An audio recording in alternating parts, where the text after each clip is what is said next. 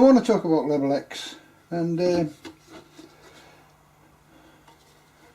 Level X is a board game. This is the box cover, and I presume it's called Level X because you go up in levels. So there's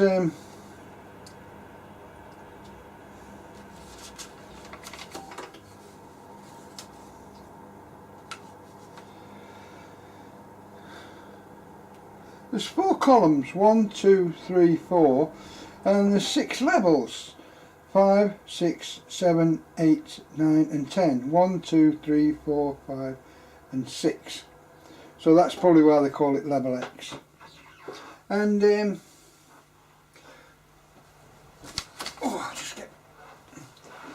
it's played with 4 dice.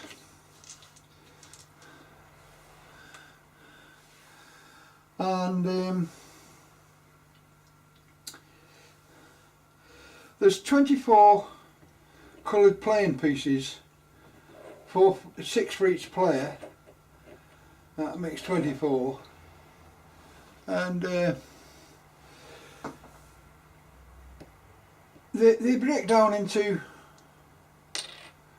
6 pieces. I've got them as 6 pieces, so I'll show you the 6 red ones. But all the rest are exactly the same.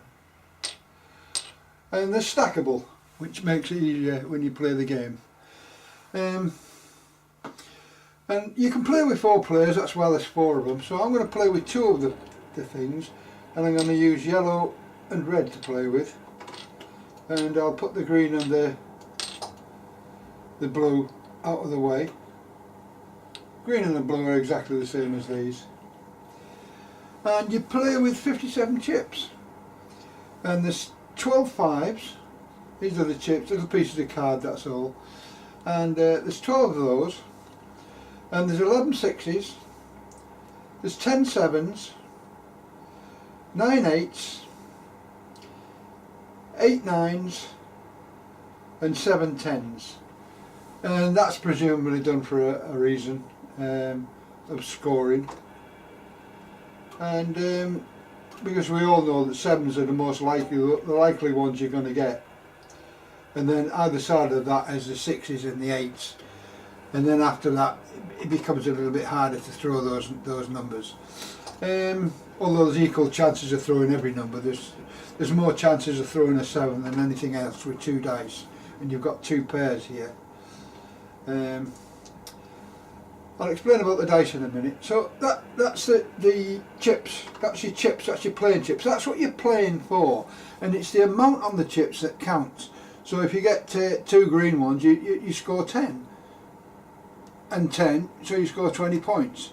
If you score 9, a yellow one, you'll score 9, and 3 of them would be 18 points, and so on and so on. And that's what you're after. The more of them you get, the better.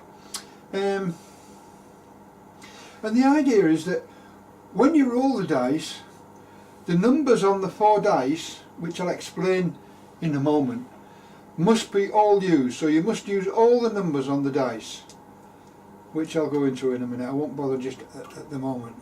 So you can have, and the thing about the dice is that you can't go below a certain number, and you can't go higher than a certain number. So you can't go higher than 10, and you can't go below 5. So you can't have a 3 or, I'll get it in a minute, a 4 on their own. So if you had this 7 and a 4, it wouldn't work. You must use all the dice. So you've got to put it in such a position that it's 6, which you can work with, and 5, which you can work with. They'll work, so that'll work that way. But 4 and 9 won't go. But you can have things like, if that was a 5, you could play the 5 and use the other 3 as 7, if you so wished. Or you could have 2. This is still 7 and 5, so it makes no difference. So that's the way you can work them up. But you must use all the dice when you're playing. I said I wasn't going to go onto the dice, but I did. Anyway, so if you got, for instance, 5 and a 7, which we have, and you're playing as yellow and you've just thrown that and that's your choice, you can actually go 5 and 7. So you've started on the columns to move down the columns. So you're moving down the columns, and the idea is that when the next throw happens, you can't have more than one player. One player can't have more than one chip on each line. So it's not allowed. You can't have 2 chips like this or 3 chips. It's not allowed. You can only have 1 chip at a time per row. So they move up. You start up in a column and then you move along it in the rows. And the idea is that you move along to the end. So if he threw a 6 and a 5, if he was lucky to, yellow was lucky enough to manage to throw that number again, he would move up number 5, 1 on 5 and 1 on 7, until he reached these X's. And there are 2, 4, 6 X's, and once you reach those, if he had both of those on the X's by throwing the dice, say for instance, the next time, if he ever threw them again, he would automatically score a chip for still being on that row. He doesn't move. What he does, he scores a chip. So there we go. If you had 2 5s, he would score 2 chips, because he'd got it once and he'd move it again automatically, but he can't move it again, so it stays on that end. And that's that. The only time it comes off is when it's knocked off by another player. So it'll stay on there, on the X, until it's knocked off. You can't knock a piece off from any other square apart from the X square. That's the only square that can be knocked off from. If he'd thrown a 7, he would have got 1 for 7 as well. So you can see that's the way they score. However, if red now was on, and red threw 2 5s,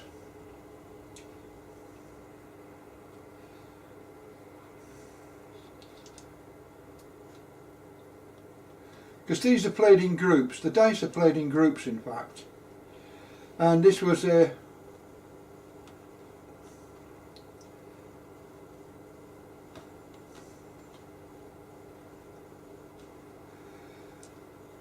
you can either have a 10 or 2 5s. So he's going to have he's going to take 2 5s, and he's going to use that as a 7. So he can take that one off 7, give that back to yellow, move up 2 on the 5s for the 1 5, and the next 5 will knock that off. And as soon as he hits both of them, he gets points for 1 for that one and 1 for that one. If it's on there, if they're on there and you don't throw the dice that number for that thing, you don't score anything. You only score if your numbers correspond with the numbers and you're on the X's. I hope that's clear. So if you throw, let's say for instance you throw a 6 and you throw an 8 and you score them, you wouldn't get anything for these, because you haven't got a 5 and a 7. You've got a 6 and an 8. So you'd put your pieces back on 6 and 8, and then hopefully move up the row. So when you throw numbers and you're not on the X, you move up, and when you're on the X, you score tiles, chips. Sorry. And the idea is that once you've got a chip, one of each chip, a 6, 5, 6, 7, 8, 9, 10. You can have as many chips on there as you want, extra chips as you want, it makes no difference. You can have whatever you want. You can have a couple of 5s and things like this. What happens as soon as you get one of each colour, you get a bonus tile, which gives you take them from the top and you put it on next to your pieces, like so. And as soon as you've got them, you pick your tiles up and you put your chips onto the tile, onto the bonus tile.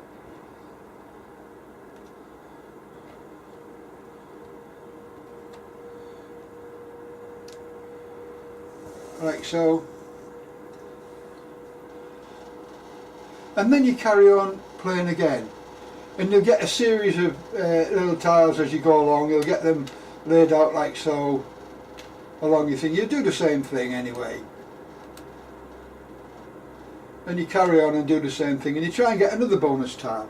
And the bonus tiles start at 15. There's one for 12, one for 9 and one for 6. As soon as all of those bonus tiles are used up, I'm trying to get these so that you can see them. Yeah, as soon as all these bonus tiles are used up, the game finishes. The other thing is, if you're playing a game and there are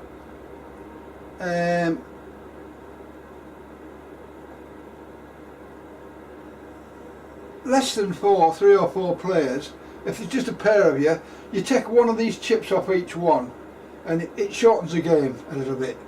So the game doesn't go on and on and on. They take one chip off each one, and that will shorten the game to a thing, the 25 or 30 minutes it's supposed to take. So that's if you're playing a 2-player game. If you're playing a 3 or 4-player game, you'd leave them on, obviously. The other thing is that the other way around as well is once one of these piles have emptied, say for instance 3 of these piles had been emptied, like so, by taking them off, all the pieces have been taken. As soon as that happened on a row, as soon as the row emptied, the tile would be the playing piece would be taken off and taken out of the game. So blue would lose one, this red one would lose its red piece, and if there's anything on the yellow, it would have been taken off as well, because there's no longer anything on there. And the actual thing is that the game would be finished now as well. However, if there were still 2 spaces open, you'd only lose the pieces that were on these yellow and the blue squares. You'd carry on until another one of these spaces had been emptied, and then the game would be over and you would count up.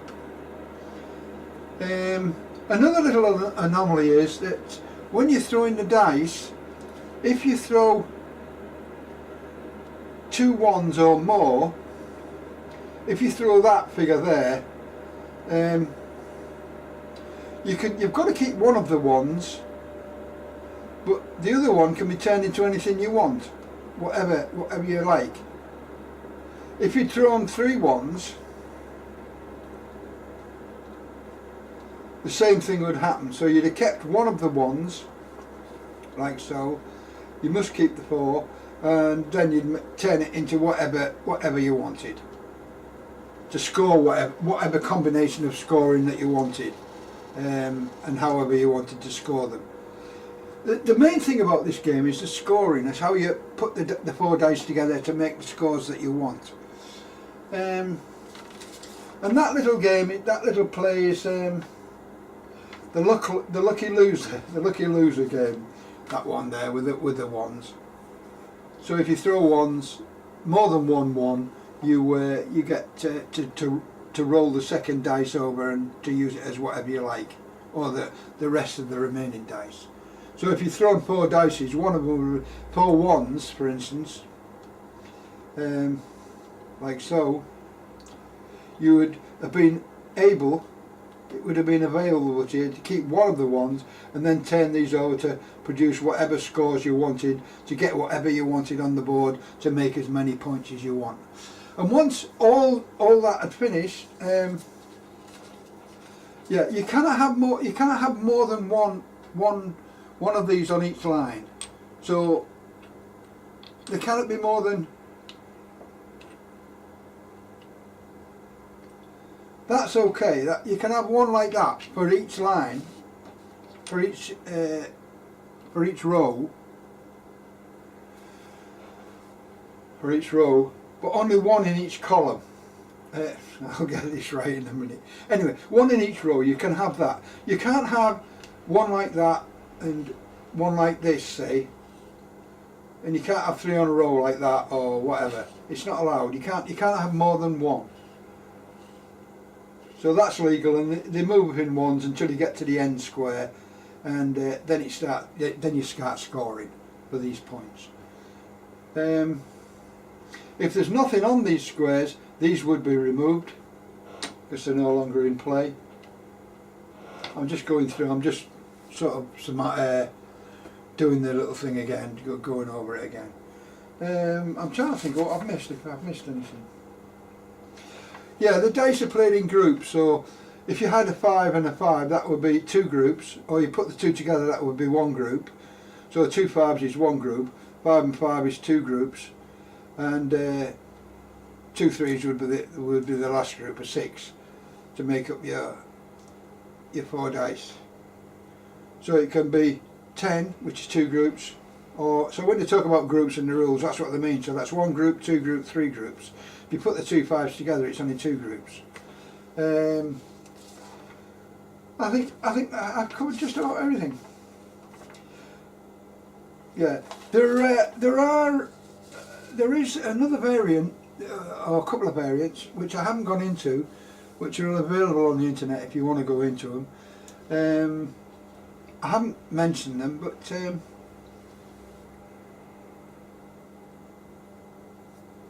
the thing that I did forget to show you was the play of the game. If a player lands on if yellow threw now and he threw a 10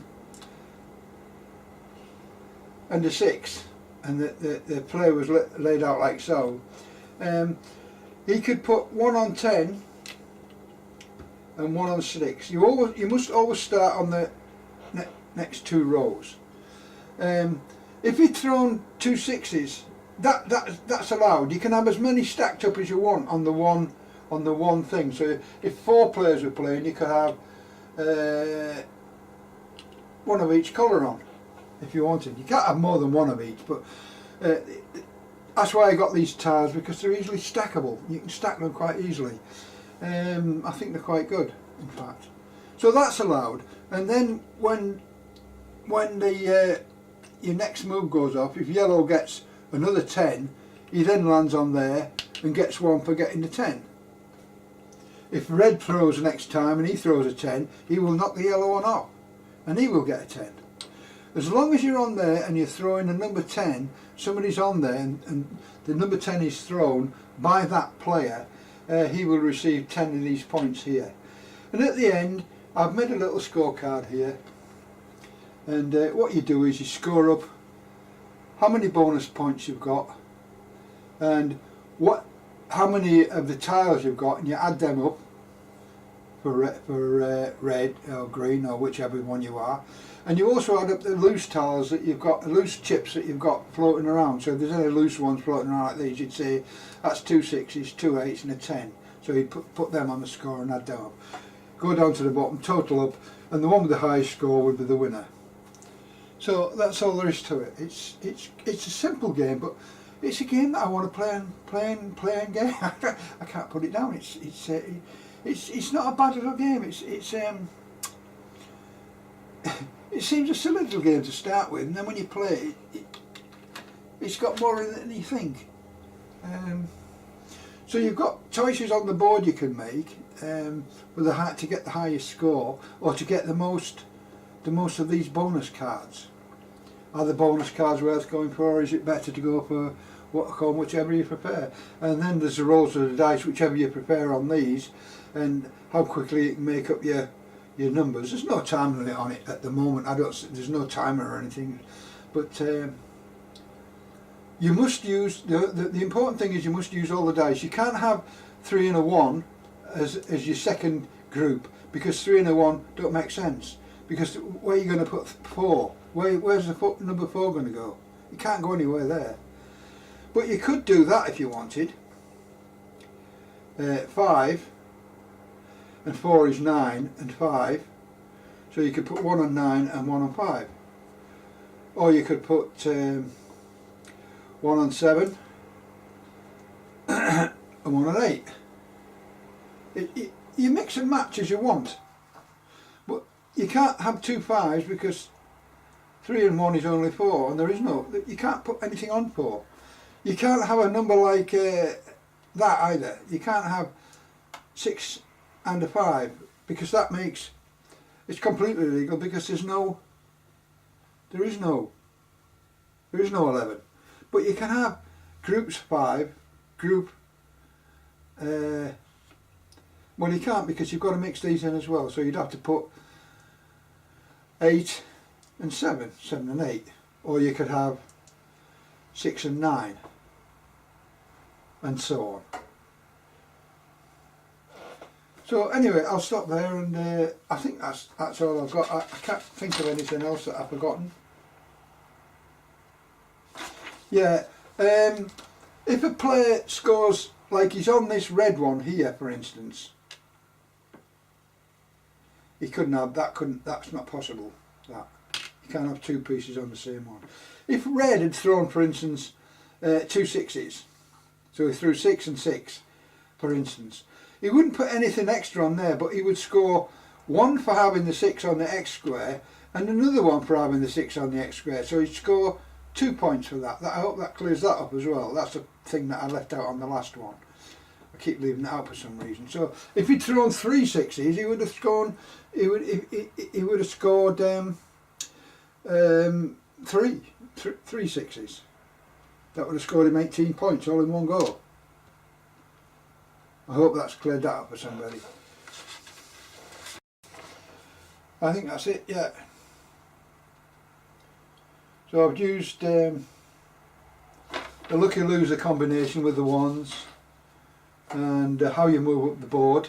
You can't have more than 1 piece on any one colour at one time, and you can't knock pieces off. You can land on pieces and put your piece on their piece, but until you get to the X's, nothing comes off. If you land on a square where there's a piece on an X, he will come off, and you will put your piece there, and then you will start to score. So that's it. That's level X. I found it quite amusing. It's entertaining. It's relatively quick. It's fast, and at my age, it keeps your brain occupied. It keeps you thing. I thought it was quite a good little game. Anyway, I'll stop there and hope it's been of some use to anybody. I think the game is quite elderly. I don't think it's a new game. It's one of the it's one of what they call the Easyplay games. Yeah, from Schmidt, and it's by Stefan Risthaus.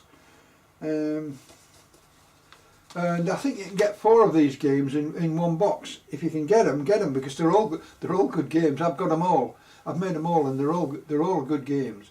I think the German games are really good.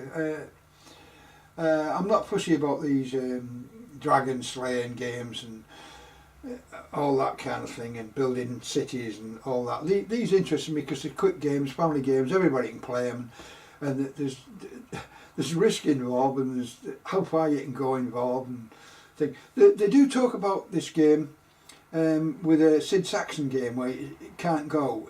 I've got that one as well, but I think this one's a little bit more interesting. It's more colourful for a start, and it's a little bit more interesting because of the dice. And you only throw 1 dice at a time. You can't keep rolling the dice until you've actually 3 dice or whatever. You only throw 1 dice, so the next player isn't waiting all day to get his go. The only thing is that, as I say, is that I've changed the playing pieces because they kept getting knocked over. They were sort of a wine bottle shape, this shape. And you can get 3 or 4 on a square. You can just about get 3 or 4.